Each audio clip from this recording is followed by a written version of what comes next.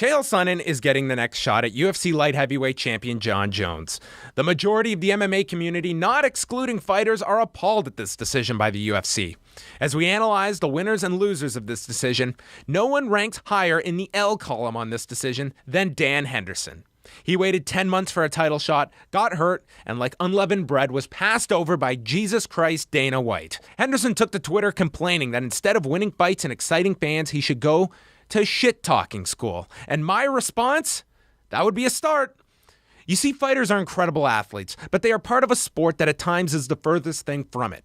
This is a business built on tickets sold, pay-per-views being purchased, and stars. These three pillars are what I look at as the real triangle, with all respect to the jiu-jitsu world. Shit-talking school, when it comes to mixed martial arts, has an incredible dropout rate with few graduating, but it does offer some key courses that the majority of today's MMA fighters desperately need their credit in. Our first class on the docket, public speaking.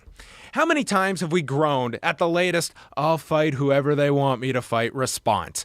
Dana White himself said it loud and clear at the post-fight press conference this past weekend that he likes when guys call other fighters out and wants to make those fights. If UFC fighters are so scared about offending Dana White or Joe Silva or Sean Shelby by calling out other fighters, then the question would not be asked after a fight on a UFC-produced show. Let's be honest, the UFC isn't exactly brimming with candidates to even deliver a valedictorian speech after they graduate, because I do my talking inside of the classroom. Another tired cliche. Number 2, here at the school, it's not an extracurricular, but a mandatory course. Art. More specifically, the art of drawing. One's ability to draw an audience is one of the key components of graduation, because if no one's watching, then no one cares.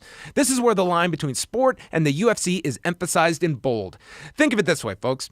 If your life savings was contingent on a successful Major League Baseball game on pay-per-view, you're probably not looking up and down at stats and figures from the 2012 regular season. You're going to major market teams, and before this sentence is even finished, you already have Yankee pinstripes in your mind. Why? Because people are captivated by this team and their audience is gigantic.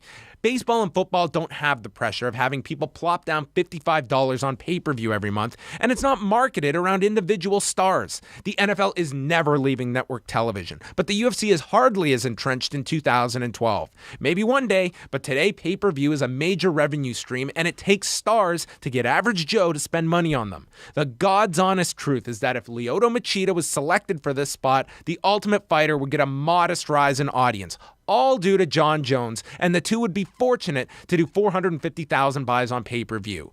With the combination of Jones, Sonnen, and a move from Friday nights, Tough could be hitting 2 million viewers weekly and flirt with 1 million buys next April. And finally, the course you can't escape, and without it, all will seem lost. Yes, I'm talking about math. At this school, it's not even a complicated version. No calculus, algebra, it's just simple math. The great part about MMA math is that it also kills 2 birds with 1 stone, as it inevitably gives you a minor in history, which when it comes to the UFC is barely worth the word timeline. But over the past decade, there have been a number of fights that when first announced were greeted with negativity and comments such as, "No one wants to see that." And interestingly enough, they all have a number that corresponds with it.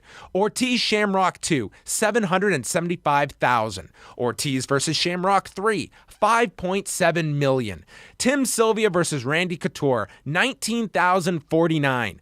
Brock Lesnar versus Frank Mir 2, 1.6 million. All fights that had its detractors, and all numbers that were records at the time they were achieved in either pay-per-view, television viewers, or attendance. You see, in MMA, math and history are bedfellows and collectively known as argument killers because they are not disputable. The formula ingrained in one's head when completing this school is really simple. Stars equals audience. Not everyone is a star at this level, and unfortunately, athletic merit has little bearing on one's ability to be perceived as one.